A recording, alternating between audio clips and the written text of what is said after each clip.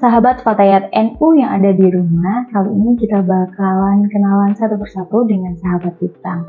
Kalau selama ini kita tahu bahwasanya sahabat Litbang itu adalah mereka yang berkecimpung di balik layar dan juga di balik media sosialnya Fatayat NU, kali ini mereka on frame. Jadi kita tanya satu persatu tentang woman empowerment atau pemberdayaan perempuan. Jadi menurut mereka apa sih sebenarnya woman empowerment? Pemberdayaan wanita adalah sebuah gerakan yang melibatkan rasa hormat, kemuliaan, dan pengakuan terhadap wanita.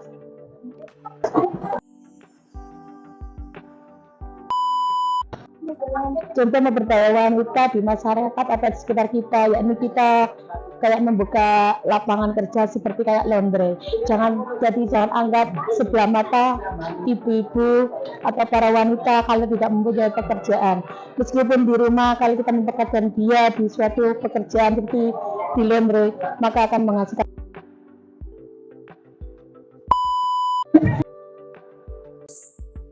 Pentingnya pemberdayaan perempuan di negara kita, yaitu agar kita tidak pernah dipandang sebelah mata oleh semua orang.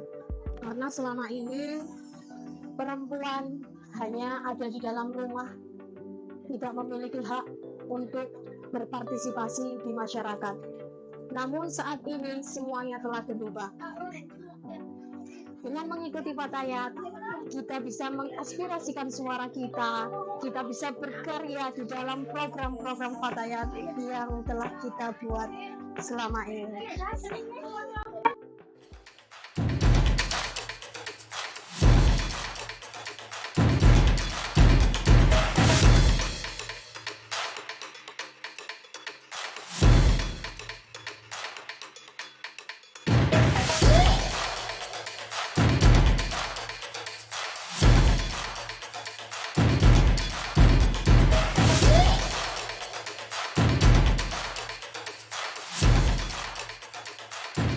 Assalamualaikum Sobat Fatayat semuanya, selamat datang di Ngaduk Ngobrol Asik Nunggu Beduk. Ya, kali ini kita akan ngobrol-ngobrol santai bersama dengan teman-teman Litbang. Karena kita itu memunculkan diri, oh ini loh gitu loh, yang biasanya di belakang kamera. Nah, sekarang kita itu.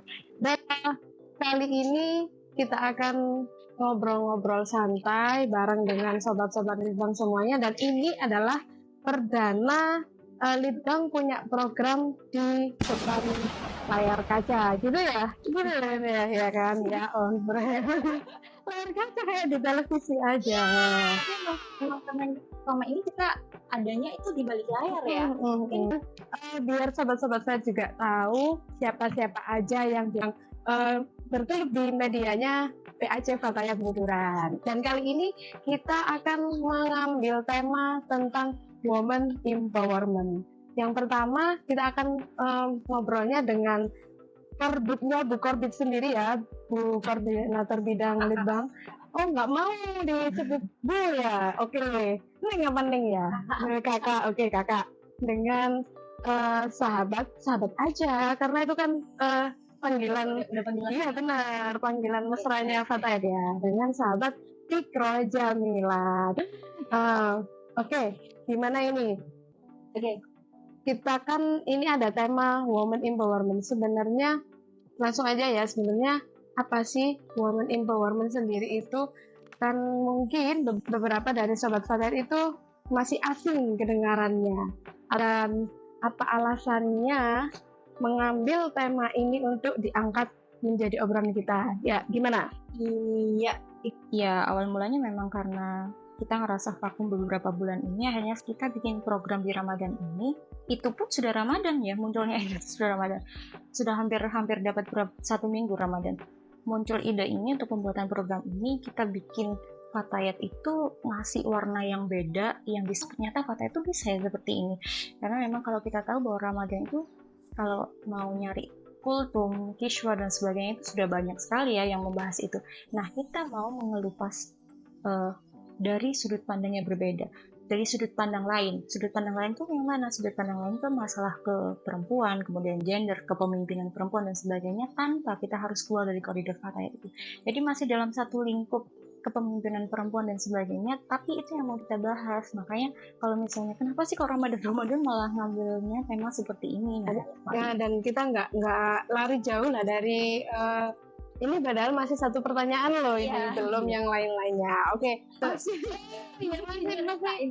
Latar belakang ya benar. Ini rada nggak fokus ini karena mau nunggu kayaknya ya efek-efek gitu ya. Tadi kan kita sudah sebelum tayang ini kan kita udah bikin sama beberapa video yang memang dijawab oleh Teman-teman Litbang. Jadi Woman empowerment dalam arti yang sempit itu memang pemberdayaan perempuan.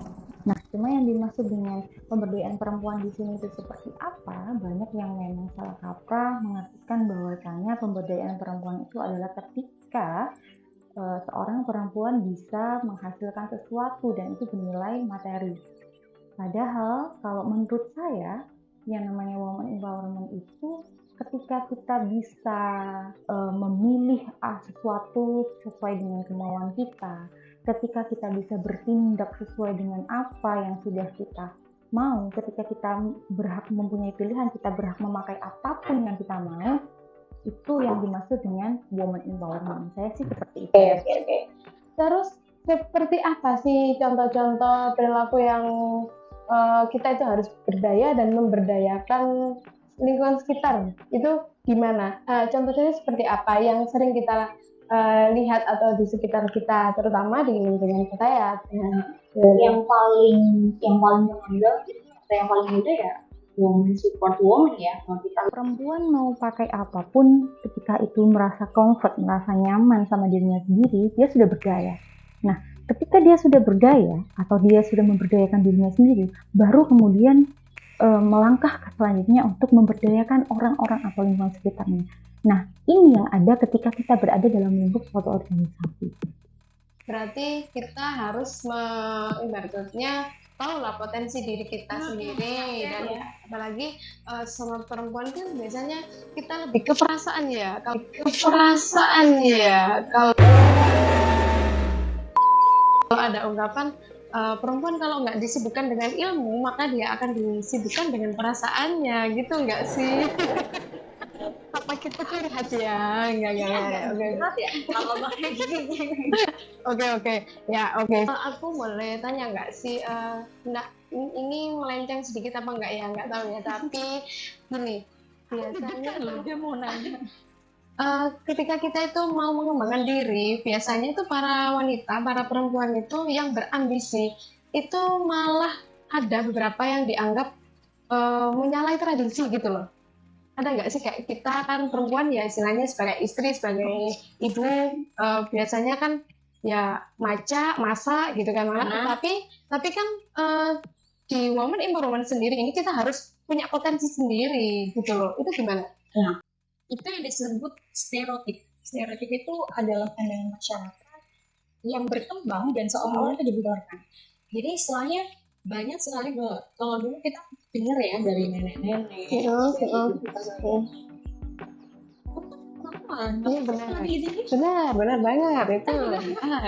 Benar banget itu. Di dapur juga sumur. Benar banget. Dia juga ngurus rumah. Benar. Kalau ngurus rumah tangga emang pakai ilmu. Ya benar. Apalagi kita kan disebut madrasatul ula gitu kan ya. Aduh. Ya, gimana ya? Perempuan itu kalau misalnya stereotipnya dalam masyarakat bahwasanya mereka bilang perempuan nggak perlu berpendidikan tinggi dan sebagainya, salah, karena memang perempuan itu butuh untuk pembentukan karakter. Nah, pembentukan karakter ini dimulai dari mana? Dimulai dari pendidikan mulai dasar sampai dengan akhirnya nanti pada pendidikan akhir yang ketika dia ambil seperti itu. Apalagi nantinya perempuan itu adalah madrasah pertama untuk anak-anaknya, madrasah pertama di mana anak-anaknya itu belajar dari ibunya. Sebelum anak masuk TK itu adalah ibunya dulu. Makanya itu kenapa paling ditiru oleh anak itu adalah ibu, baik karakter maupun secara kecerdasan intelektual. Nanti kecerdasan intelektual seorang anak itu adalah menurun dari seorang ibu, ya kan? Oke. Nah, kita lanjut aja ya. Tadi kan sempat saya singgung kalau wanita yang berambisi, ambisi yang baik ya itu biasa dianggap sebagai penyalah atau ini tradisi ya. Nah terus gimana ini menurutnya kakak ya tadi ya tentang gender equality, kesetaraan gender, gimana itu? Nah, sempet gitu kan kalau misalnya kita baca buku, kenapa sih konteks perempuan itu sangat penting dalam suatu negara? Gimana ya jadinya? Kesuksesan suatu negara itu bisa kita lihat dari perempuannya. Maka ketika memang kamu ingin melihat ini negara bakal maju atau enggak, coba kita melihat karakter perempuan yang ada dalam negara tersebut.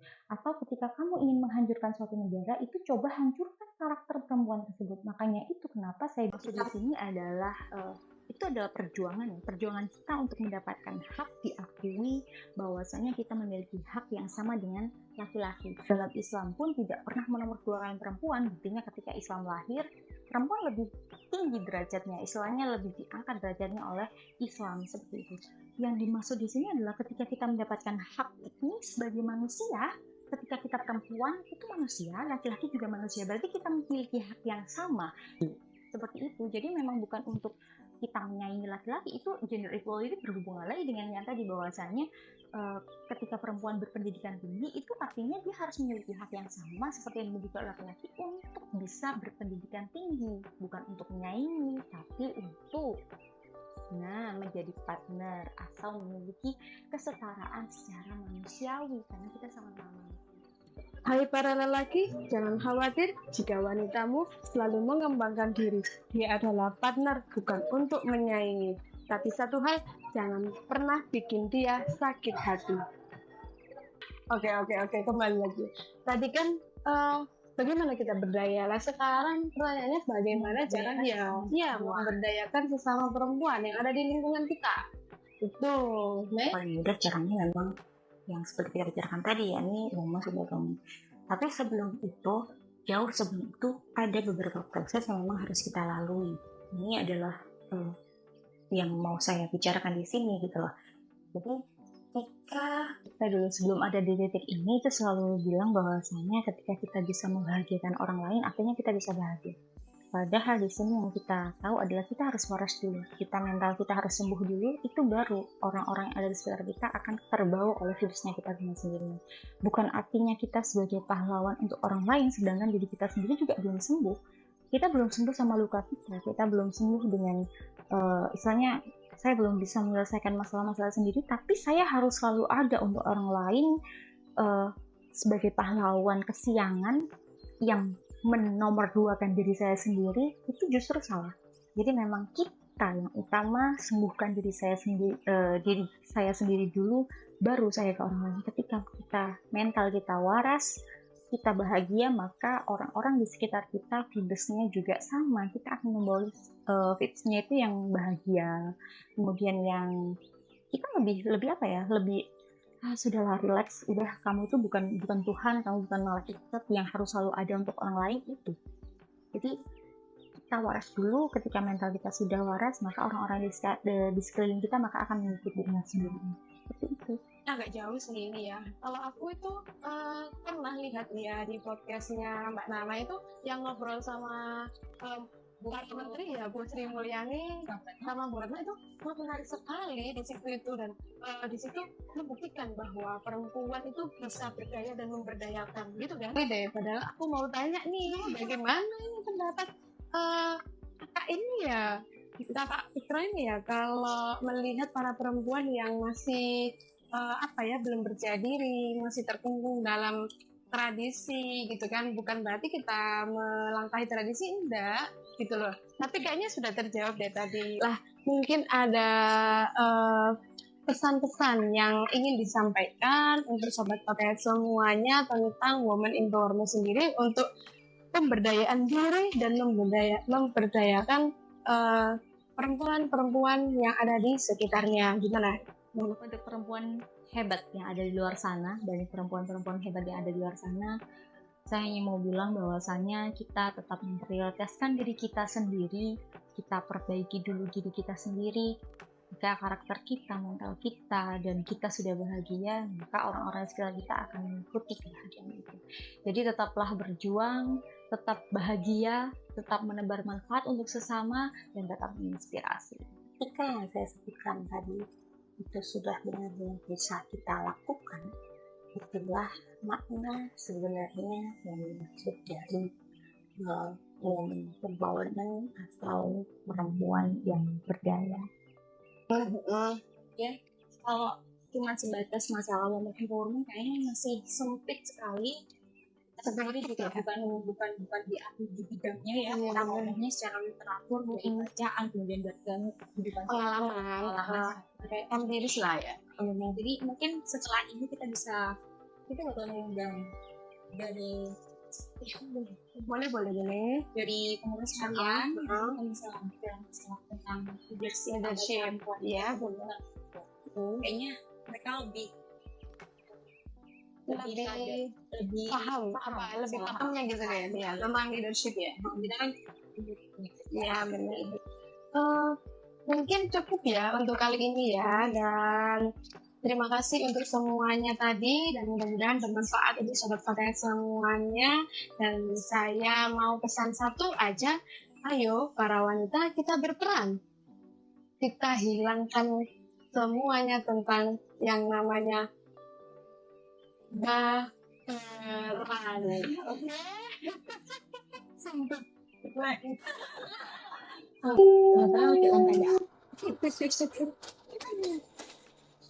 Oke, dadah.